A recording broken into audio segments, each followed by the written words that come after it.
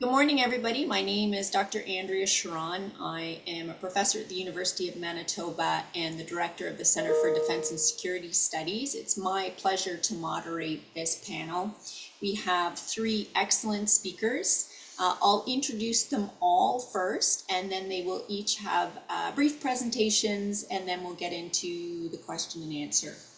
So our first speaker is Manuel Carranza. He graduated in Intelligence and Security Studies from the Military College of South Carolina. He also graduated from the Ted Stevens Center for Arctic Security Studies and worked as a research assistant at the William J. Perry Center for Hemispheric Defense Studies. Additionally, he served as non-resident fellow at the U.S. Joint Special Operations University. He's a member of the Mexican Council of International Affairs and a research fellow at the North American Arctic and Security and Defense Network. His research focuses on narco-terrorism, great power competition, and irregular warfare. Next, we'll have Commander Rachael Gosnell. She is a European Foreign Area Officer and naval strategist with extensive academic and operational expertise in maritime security, strategy, and the Arctic. She's currently a military professor in the Strategic Security Studies Department at the George C. Marshall European Center for Security Studies and a PhD candidate at the University of Maryland. And last, we have Nicholas Glesby, who is a PhD candidate at Trent University in Peterborough, Ontario. He is the network administrator for the Emerging Leaders Node co-lead and research fellow for the North American and Arctic Defense and Security Network. So we'll turn it over to our first speaker, which will be Manuel, and his presentation is entitled North America's Southern Flank Aegis, Mexican Continental Defense in the 21st Century. Manuel.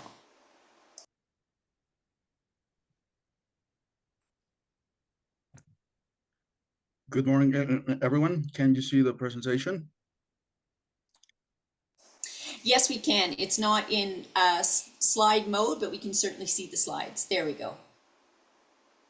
Thank you. I would like to start by saying that it's a great pleasure to be able to participate in this event, and I'm grateful for NASAN for the trust and confidence for providing this event. I think it's the most current issues. Throughout the Mexican defense policy, and that's going to be mostly my main concern, because I believe you will probably are more knowledgeable about Canadian and U.S. defense policy than myself, and I want to focus on two variables of a wider study that I'm preparing, because there are currently in North America there are many issues. Although they seem siloed in different ways, the policy discussions that are taking place are very much on confounding all these elements, and I think they should be addressed by their particular features individually, but for a broader discussion is I think more helpful to try to see them in a broader picture. Historically, Mexico, since the North American treaty, has been very concerned about U.S. defense policy, and a bit more less so about Canadian defense policy, but we're constantly looking for answers and for guidance for leadership. I would say that North America is Mexico's primary concern, although we don't say it like that in our national documents or anything like that. We're very much focused, and I welcome that, even though it's because there are certain issues that are rising. I think it's very helpful that at least we're thinking about all these things very seriously. So I'm gonna talk about basically about socioeconomic drivers and defense and security cooperation. Um, Although both of the borders of the United States are very different, I think that the main uh, concern is that although there's tremendous opportunity for economic development, there's also uh, a lot of room for threats to to proliferate. In this presentation, I'm going to be talking about specifically organized transnational crime, but there are other issues that I will try to address in the defense and security cooperation portion.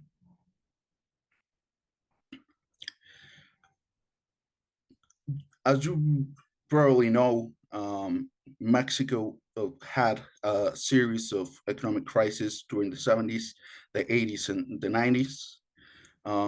At the same time, Canada and the United States signed a bilateral free treaty in the 80s, and Mexico wasn't really eager to sign those treaties at that time because of the national views of Mexico at the time.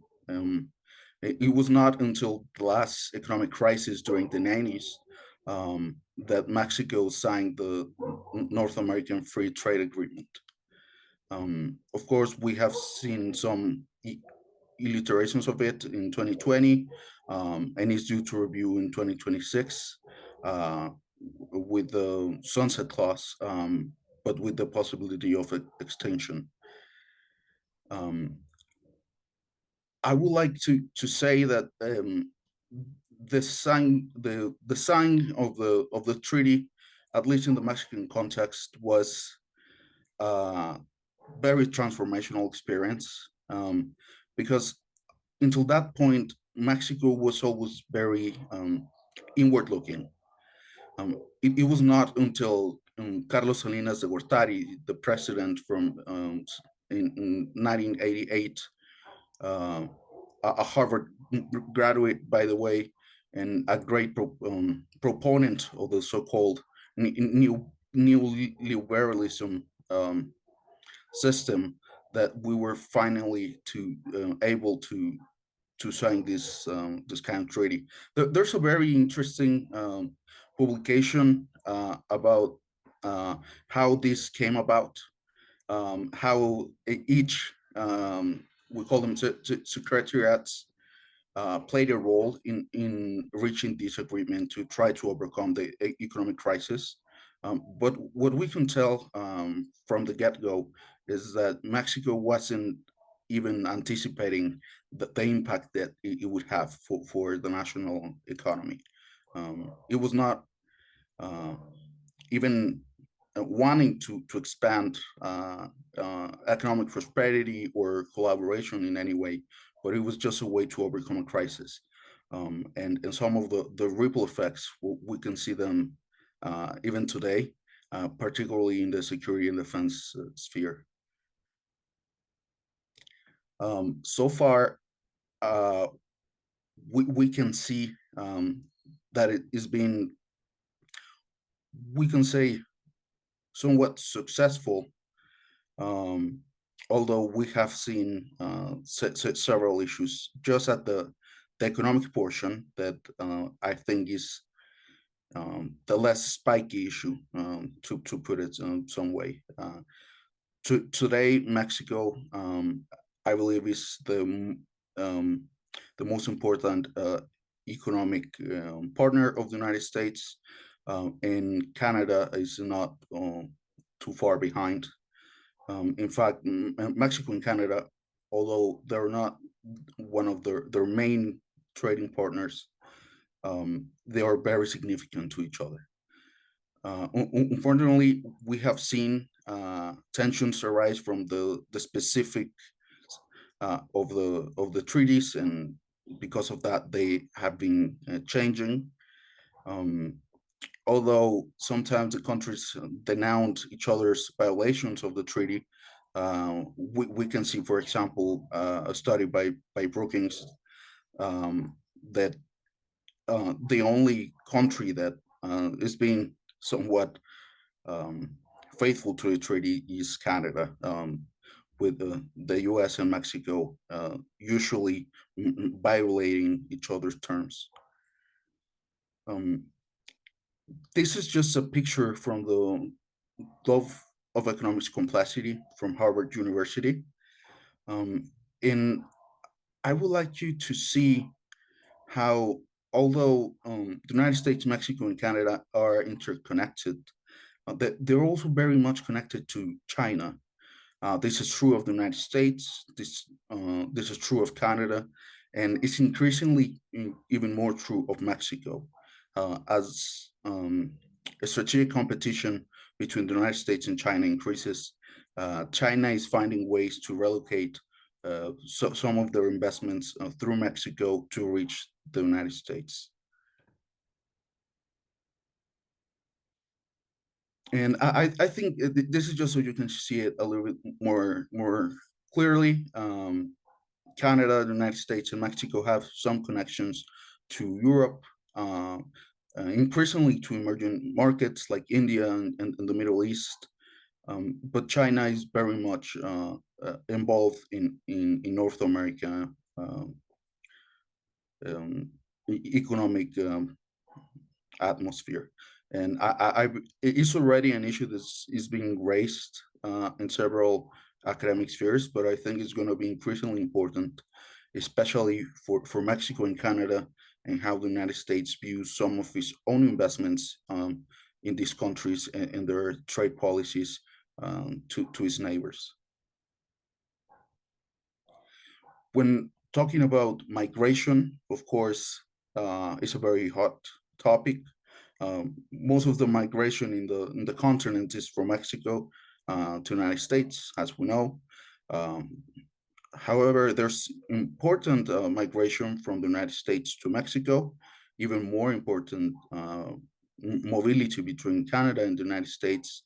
And although it's not a very relevant trend yet, we see that there is increasing mobility between Mexico to Canada and from the United States to Canada. I think even regardless of those improvements of treaties, or because there are certain socioeconomic drivers that are causing all these trends, I think we're going to have to be looking at some of these issues more seriously in a more systemic way. I think in the economic section and the migration section are very much interrelated. And as commerce increases, we can see that mobility also increases. This can be a concern or something that we welcome, but that's something for the decision makers to frame.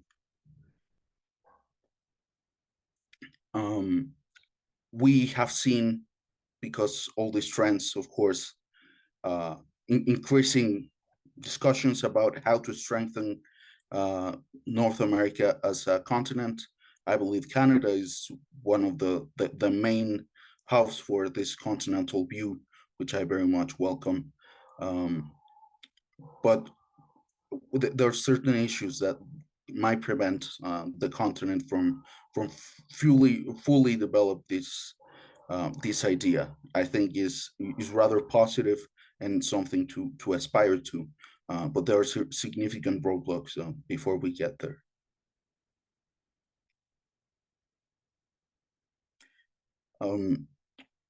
At least from the Mexican side, many analysts believe that after economic cooperation, security cooperation would ensue.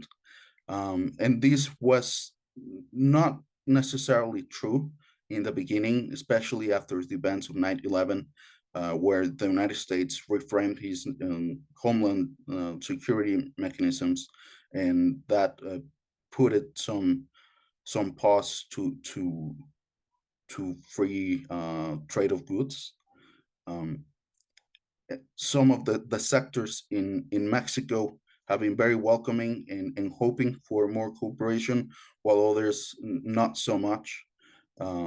But we can say that as we integrate even more, whether this is intentional or not, we can see that uh, um, security cooperation it starts to develop more profoundly.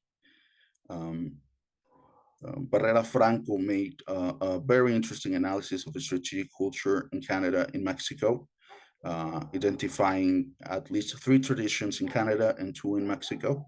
I will leave out the US portion because they're very diverse and very much well addressed by each president. Um, but I think it's very interesting to note, at least that from the Canadian side, we have seen a trend first of internationalist tradition, the liberal realism of um, uh, cooperation leads to security and prosperity. Then, with the signing of the NATO treaty during the Second World War, a more Atlanticist approach, and then as we can see a more continental approach at this time. Mexico has had a nationalist doctrine because of its history of being a colony of Spain, and then the U.S.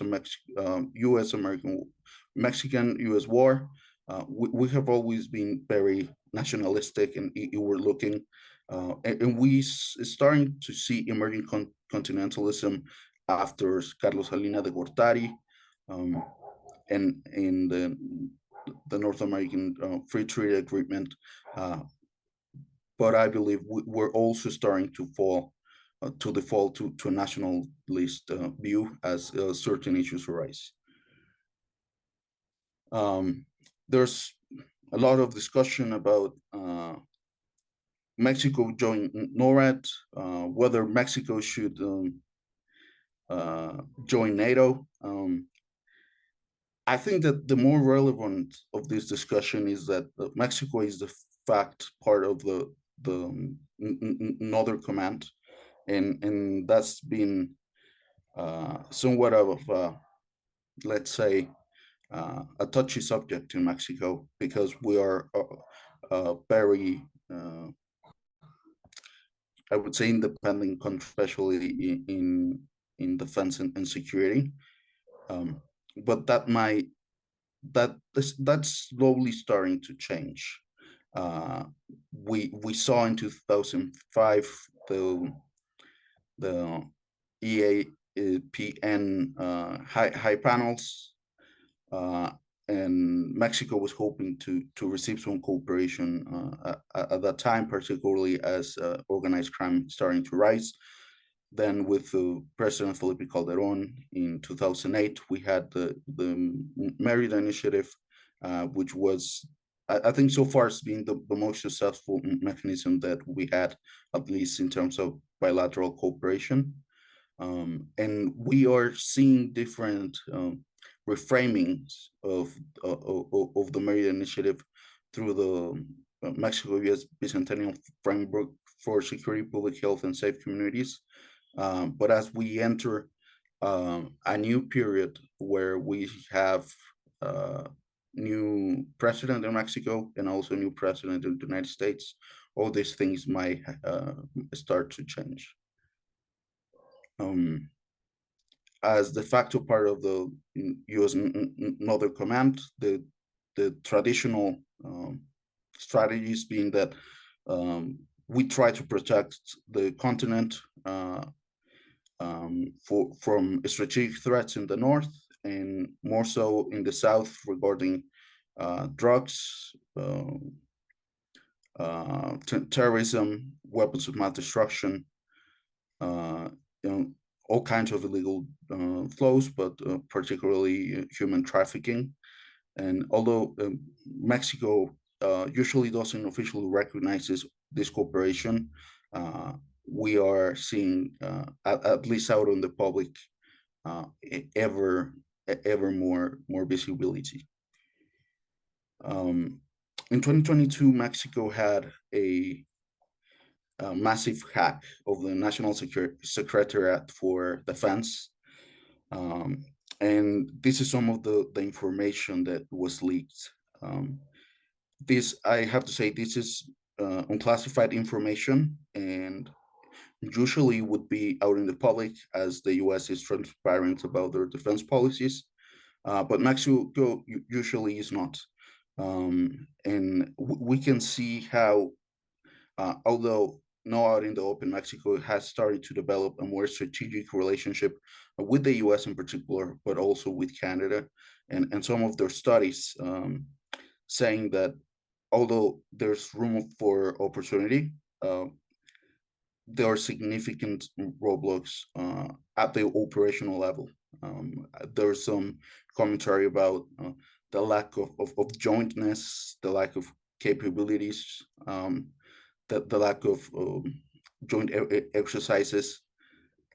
And this is very relevant because regardless of what are the policies that the future presidents decide to take, we're gonna be needing serious capabilities to do anything that the armed forces are asked to do.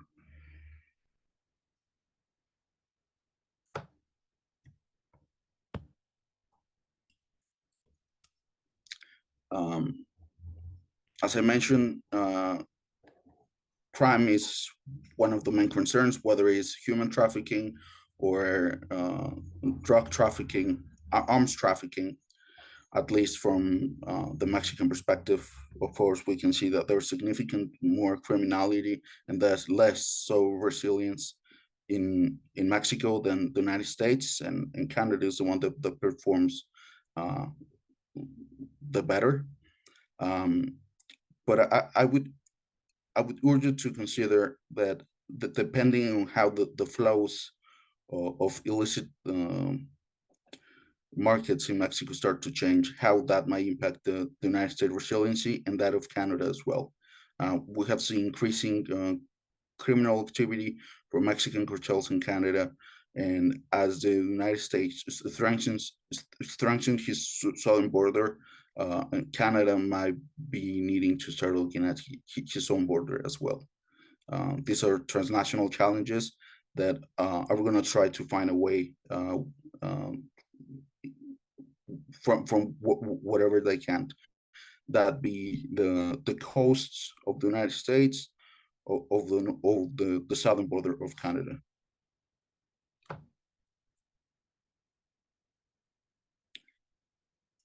So what's next? This is very, I would say, it really depends on what the policymakers want to do. There's increasingly discussions about a North American security treaty with Eduardo Guerrero being one of the main proponents. He has been in discussions in Washington, in Mexico City, about at least at the U.S. and Mexican side how to implement something similar to the Merita initiative, but in a more comprehensive way. We have also seen concerns about moving Mexico to the U.S. Southern Command, and that might have some advantages and some disadvantages. But this is arising from a perceived lack of cooperation. I think that the last presidencies of the United States, the two past presidents in the United States and at least the last in Mexico had good times sometimes, but it's been mostly charged with tensions. President Trump wanted more thoughtfulness about security cooperation, and President Biden left most of the policies by Trump at this time. But as we see increasing belligerence both in the Mexican and the U.S. sides, I think it's very relevant to start thinking of how we could work together. And this is also very relevant for Canada because for many reasons, be that economic or just his defense policy in general, has not been very actively engaged with Mexico. But I think that anything that happens in the U.S.-Mexico border is going to be very relevant for Canada.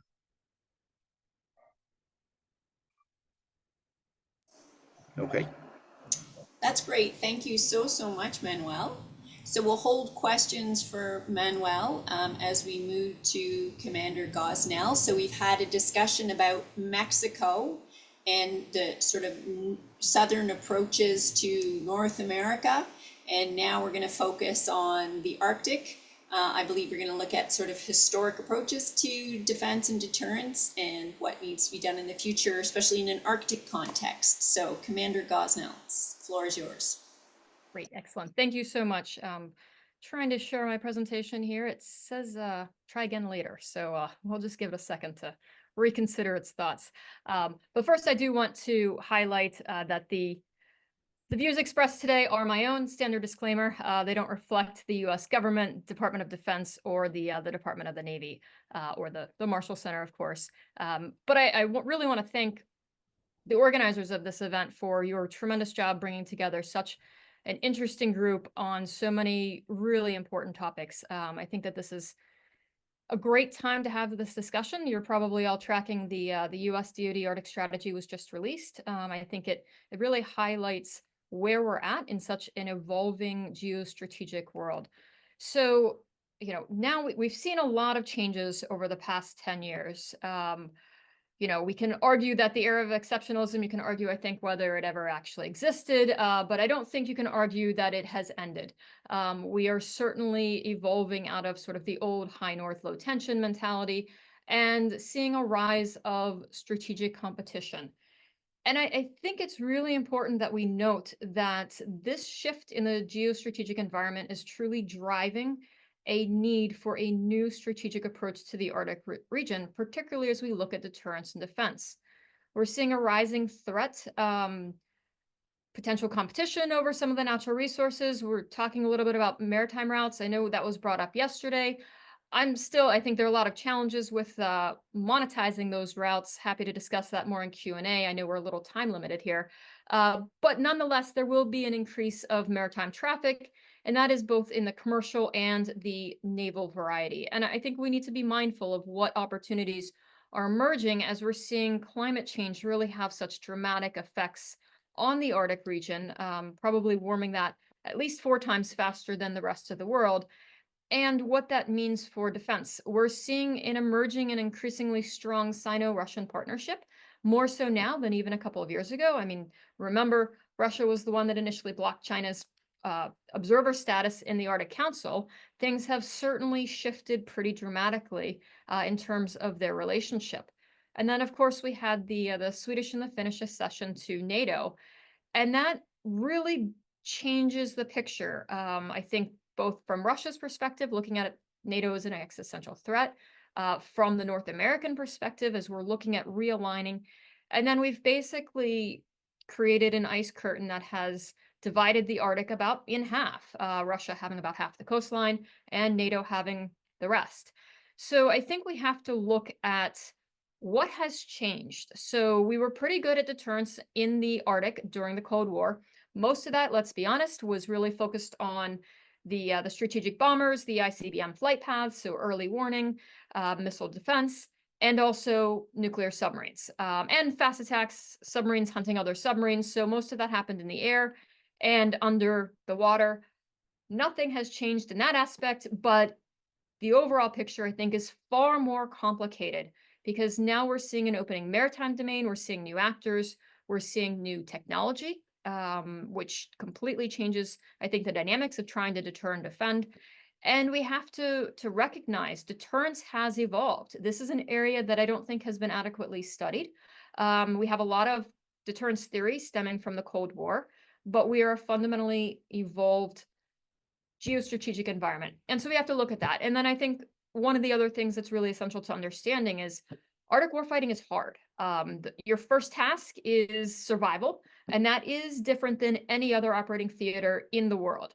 It's not a pickup game. You can't divert ships from the Mediterranean, from the Pacific, send them north and hope that they'll be successful.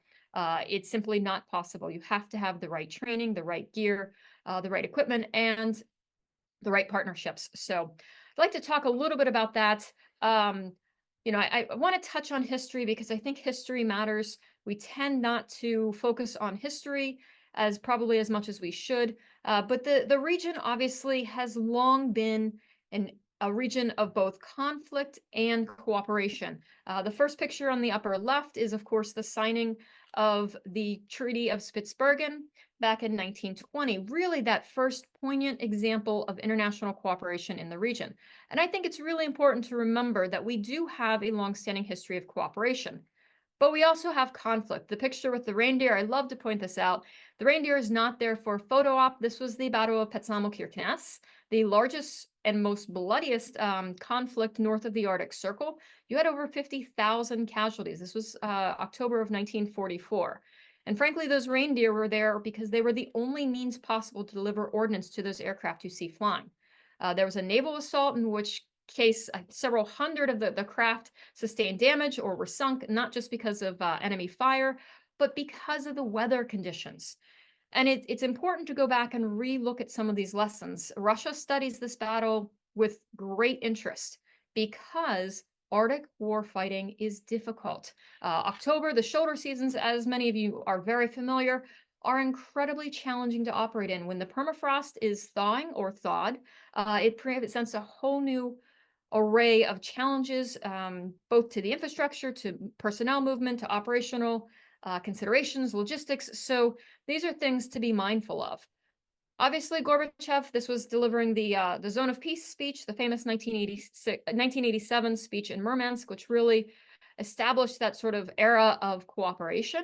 It was obviously laid the foundation for a lot of different cooperative documents, the APS, founding of the Arctic Council, the Ottawa Declaration, to name a couple. It opened up the Northern Sea Route to international traffic. And I would like to point out, the Northern Sea Route has been open since the 1930s. This has long been a very important waterway for the Russian people because simply they have no better alternatives to reach their northern communities and resupply. And then, of course, we saw the beginning of the end, I guess, now looking back, whenever you had the planting of the Russian flag during the Arctica expedition in 2007 at 4,261 meters under the North Pole. Now, remember, Putin delivered this expedition, congratulated the leaders personally, and said, "This is fully in line with Russia's strategic interests. I'm proud our country remains the leader in conquering the Arctic." And I think that really started to catapult the Arctic to the forefront of Russia's approach to the region. The following year, the USGS Circumpolar Arctic appraisal came out with all of the resources estimated. And I think it's important to recognize that the Arctic has gone through cycles of both competition and conflict. So where does that leave us now? Obviously, Russia, and it was talked about yesterday, so I'm not going to really go into great detail on this, but Russia has long had an interest in the region. Frankly, it has to. Looking at its biggest, most important naval base, Kola Peninsula, it's really the only base they have with access to warm water port. Now, I wouldn't call the Bering Strait warm water, but it doesn't ice over. It gives them access to the North Atlantic. And so it's really important to understand that Russia really has no better alternatives. Keep in mind, they have tremendous natural resources in their Arctic zone.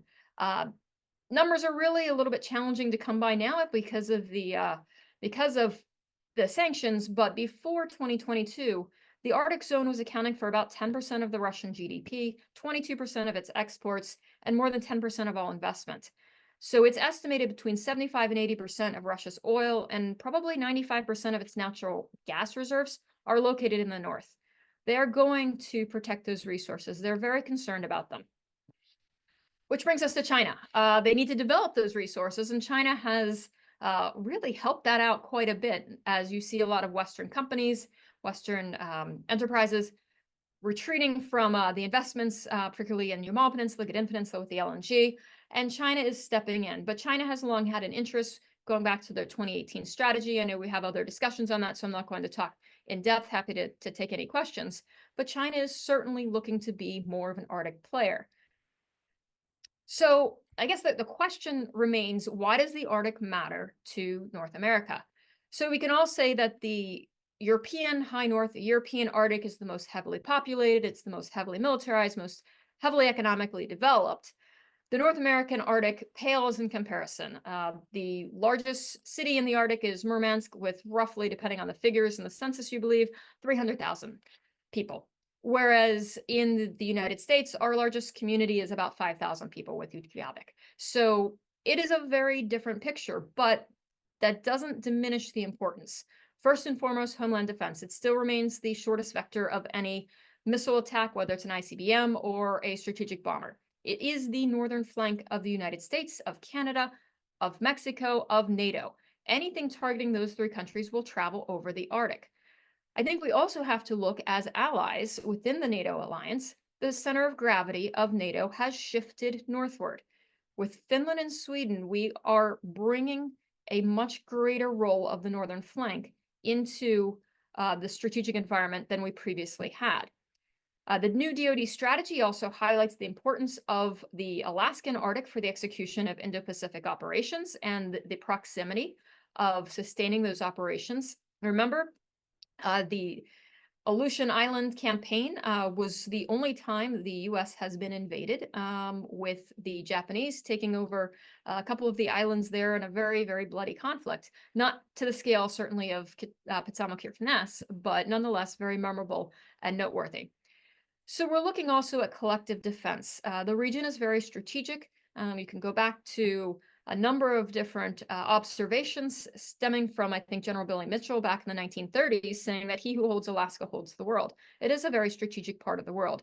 And then also looking at the strategic lines of communications. So this is very important to recognize that the Bering Strait and the GIUK, Norway, if you would like to add them, gap, is a potential choke point. It's a maritime choke point for submarine traffic, for surface ship traffic, and certainly something that we need to be paying attention to. So I was part of a two-year study recently looking at deterrence in the Arctic region, focusing primarily on naval deterrence. And I want to call your attention to some of the findings that we had and starting to look at really what deterrence in the Arctic means for all of these nations. I will say the report was developed with a consensus. Not everybody that was part of the cohort agreed, but this was the overall consensus that we had, and this was developed in participation sponsorship by the U.S. Naval War College. But one of the challenges is that we really have diminished and atrophied our ability, our perspectives on deterrence, and in particular, situation awareness. That early warning knowledge, the domain awareness is really lacking, and I think that's highlighted pretty substantially in all of the allied national strategies as well as the new DoD strategy.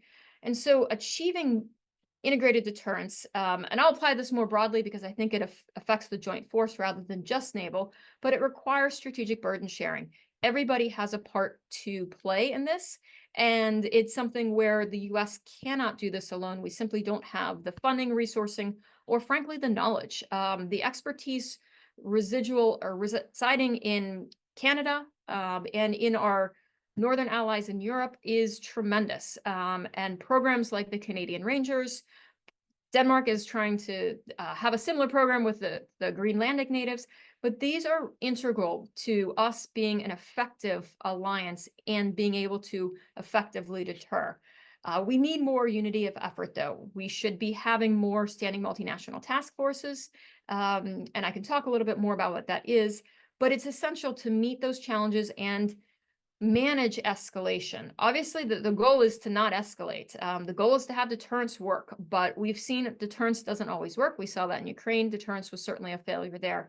And I think we need to be open-minded that deterrence isn't guaranteed to work. We do need to actually put more effort into this. We need to prioritize and synchronize our resiliency in our operational responses to combat the increasing risk of gray zone activities. We've seen Russia very active in hybrid warfare, and looking at where our vulnerabilities are, particularly for critical national infrastructure. So the findings that we came up with were looking at what the Allies should really be looking at. What should they anticipate in terms of threats? So there is certainly an increased threat. I think the risk overall of conflict in the region, starting in the region, is relatively low. There's more of a spillover risk, but it's not zero. And I think Russia is still the largest threat to Arctic allied security, particularly with their hybrid and gray zone activities, but they also have very, very capable naval assets, thinking about their submarines, as well as some of their newer missiles, and their surface fleet. It's largely intact after the Ukraine conflict, which I think is a bit of a novelty. Certainly their armed forces are not, or not all their armed forces are, particularly their ground forces, but their northern fleet is still incredibly formidable. We need to also be paying attention to China. I think this is an increasing concern. You saw China just recently participate in Russia's Navy Day parade in St. Petersburg, saluting Putin. And I think this is a growing threat as we see them increasingly cooperate together.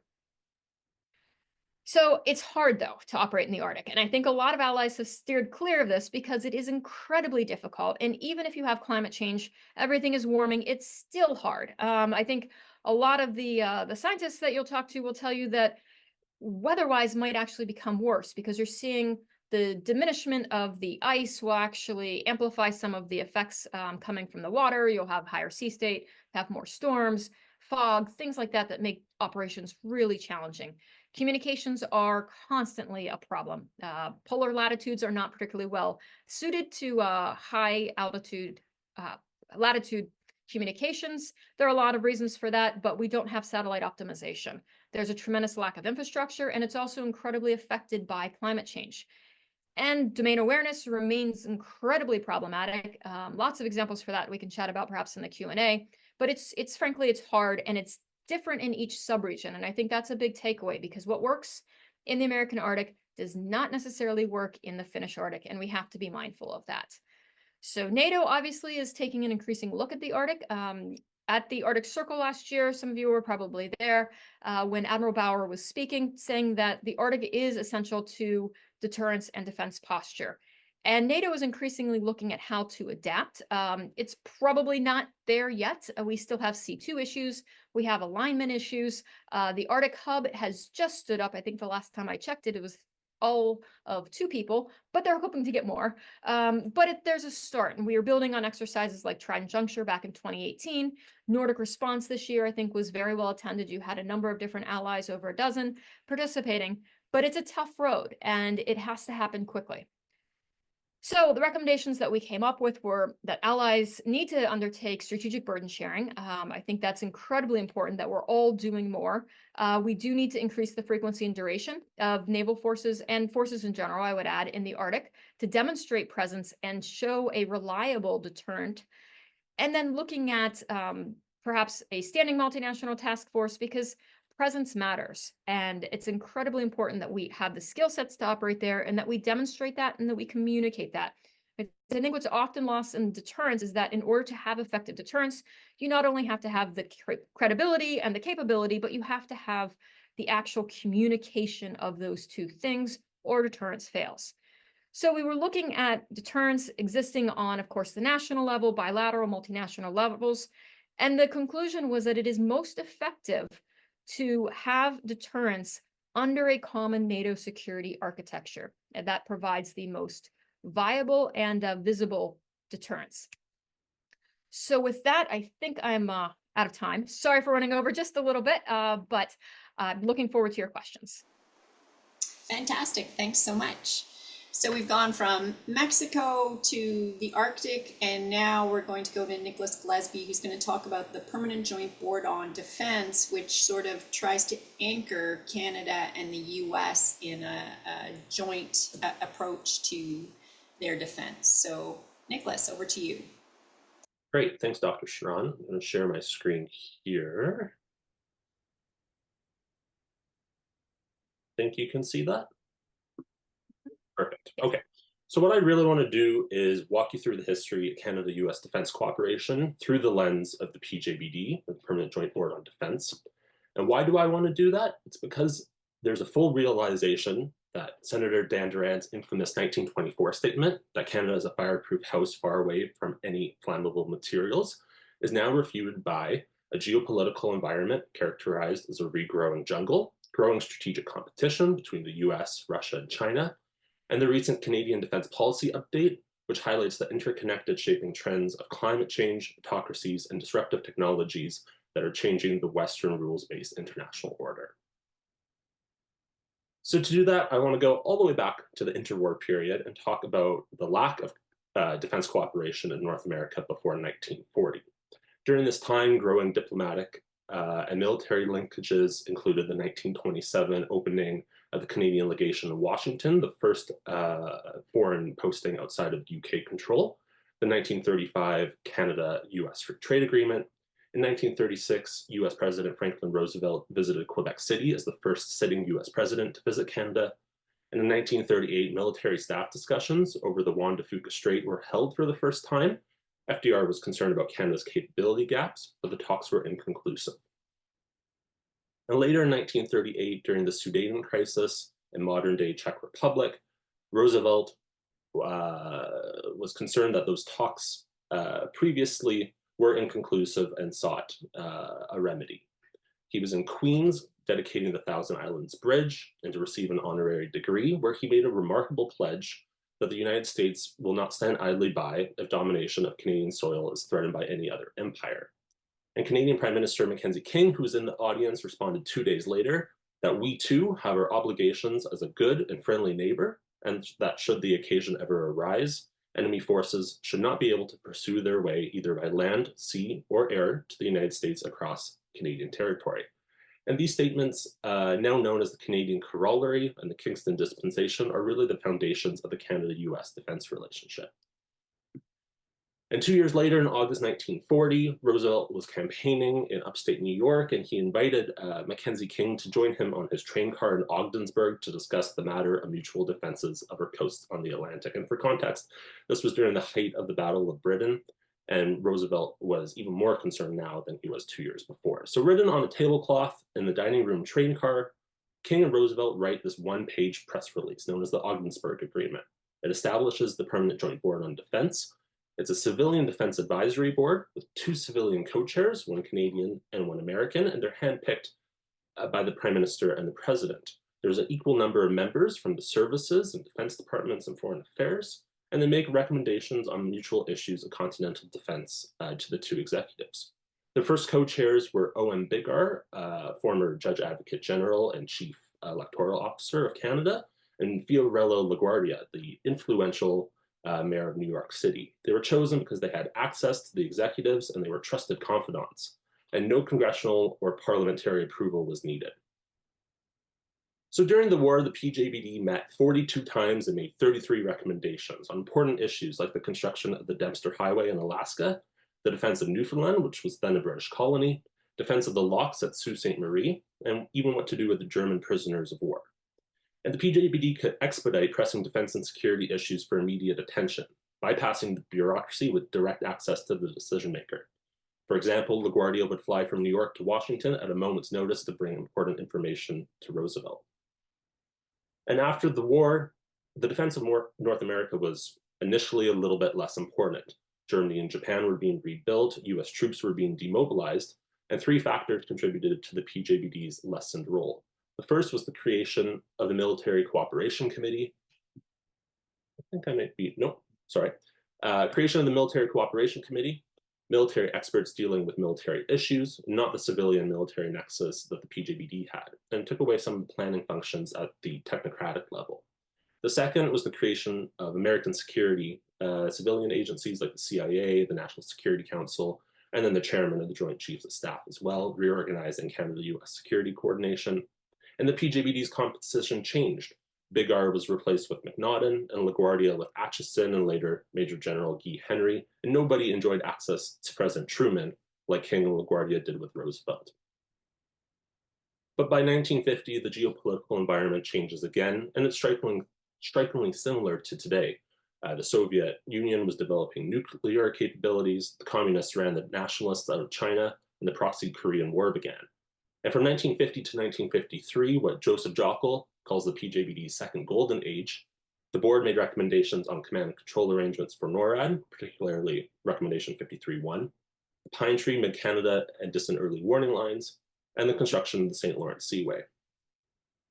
And during the Cold War, the PJBD still had a role, but its formal recommendations waned. Records are extremely difficult to access as a researcher, and academic analysis during this time largely questioned the board's utility, calling it a talking shop or moribund, in decline, or having been eclipsed by the NCC. But the PJBD, piecing secondary documents together, still advised on topics such as oil pipelines, radar station operating procedures, US air bases in Goose Bay and Argentia, ballistic missile defense systems, and underwater acoustic surveillance systems. And then after the Cold War, after the fall of the Soviet Union and the primary threat had gone away, the PJBD endured and continued. It never disappeared, and it never fell into years-long dormancy. It was briefed on US anti-ballistic missile defense system, GPALs, in 1992, and it advised on the Y2K software bug at the turn of the century, co-management of North American power grids, and NORAD-related issues like the 5-year renewal process, the North Warning System, drug interdiction, and environmental considerations for NORAD operations. And after 9/11, the PJBD was not the main provider of advice during this period of reorganization and reintegration in North American defense and security. That largely fell to the Binational Planning Group, but the PJBD did endorse its recommendation of the Maritime Warning Mission Suite for NORAD.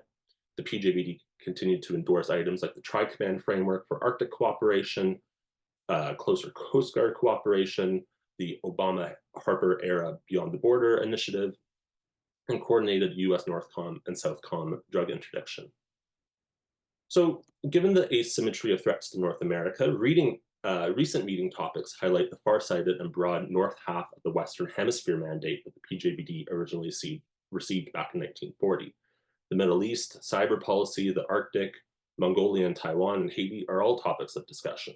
There's about 30 people in these meetings, which I've been told is a US request, secretaries from the defense departments from the Canada-US desks, ADM Paul, Assistant Secretary of Defense for International Security Affairs sits in these meetings. The Global Affairs Canada does, but the US State Department hasn't since 2022. And a variety of other military and embassy personnel, Privy Council office, etc. And the US has really changed the thinking behind the co-chair position. The appointment of Carlin and now Dalton, who are Assistant Secretaries of Defense with North American portfolios, means that the co-chairs are not politically linked to the executive or are former military. Dalton is a bureaucrat. She has technical knowledge and the education experience and ability to make policy as a proxy of her job. And John McKay, the Canadian co-chair, who's chaired the Standing Committee on National Defense, and I respect that role and note it, but he does not necessarily enjoy access to the executive in the same way that Dalton does. And the internal optics within the relationship for Canada may be damaging if we're not matching qualities of the co-chairs. McKay's not running for re-election next October, and this is an opportunity for Canada to do some thinking on this. So what are the PJBD's successes? The first one, it provides validation to senior public servants and military command teams. Second, it has a tradition of closed-door discussion to better understand the positions of both governments. 3, it can expedite key issues to decision makers for action, fundamentally broad mandate and interpretation of the term advice. 4, like I mentioned, today's geopolitical environment is, at least on the surface, comparable to 1950, where the PJBD was really active. And 5, it has an inherent flexibility to expand and change its agenda as necessary. It has institutional momentum, and it's agile and has a flexible mandate and membership composition. And some weaknesses: 1, other institutions and arrangements have thinned the PJBD's agenda. Speaking with officials, it's often those bilateral links that weren't existent in 1940. Those are the reason as the rationale why the PJBD doesn't meet often. In 2022, it started creating action items and lists for outcomes. And that's an interesting discussion to have moving forward. Second, there are no measures of what success entails beyond the internal discussions between the co-chairs and their reporting chains. 3, there's a mismatch in co-chairs, like I mentioned, when one is a technical expert and one is an elected official. And 4, it is difficult to know the PJBD, the impact that it really has. Few people know of the board, and few people seek out its advice or review its recommendations. And there's no feedback loop. This action item list and outcomes-based discussion that has been referred to, there's no way to see these classified discussions or documents for a long time, and until that point, this is still a weakness. So a few policy recommendations for the board. 1, it only meets annually, biannually as recently as 2011, but there's merit to resorting to the board's expertise with its diverse array of viewpoints. Of course, there are other binational links, but the geopolitical environment, if it is so demanding, then increased meetings maybe are necessary. And I was told that, quote, the PJBD is focused on finding extra synergies and collaboration through an outcomes-based discussion with action items on medium-term files at the strategic level. If this is the case, more than once a year seems reasonable. 2, both governments should increase the availability of the PJBD's history, processes, and membership, such as a simple fast fact sheet and timeline of declassified decisions, would largely help to eliminate the board's academic reputation as a talking shop, and could be easily facilitated by the PJBD secretaries, although when I asked about this, the response I was given was that they don't know where a lot of records are kept. 3, ensure that co-chairs have ready access to the defense minister and secretary, or the prime minister and the president, so that urgent issues have a chance to be acted on rather than arriving late in letter form. And this promotes choosing co-chairs who the decision maker trusts. 4, the board should begin the practice of issuing a joint communique of topics discussed, which the US DoD has recently began to do, and update its current membership after every meeting. This not only raises the board's profile, but the secret US Defense Policy Board or International Joint Commission already do this, and I don't see much reason why the PJBD cannot. And 5, there's an opportunity for the senior decision makers to consider the board as a venue for important background discussions, especially when the PM and the president don't get along. There's a lack of high-level political communication, and where there are other public irritants in the binational relationship, like trade or maybe boundary waters management, and forums like the Ministerial 2+2 or the long dismissed Joint Ministerial Council on Defense have been proven not to work. So in conclusion, 1, the PJBD provides inherent flexibility and agility to discuss any issue in the north half of the Western Hemisphere. Its mandate is broad and binational. 2, it benefits from a diverse array of military and government views and perspectives relative to the agenda of the day. 3, it places emphasis on direct civilian input and technocratic cooperation. And 4, it affords the opportunity for frank and private discussions at a low monetary cost and without commitment of fear or reprisal. So I'll leave it there. Thank you. I look forward to answering any questions.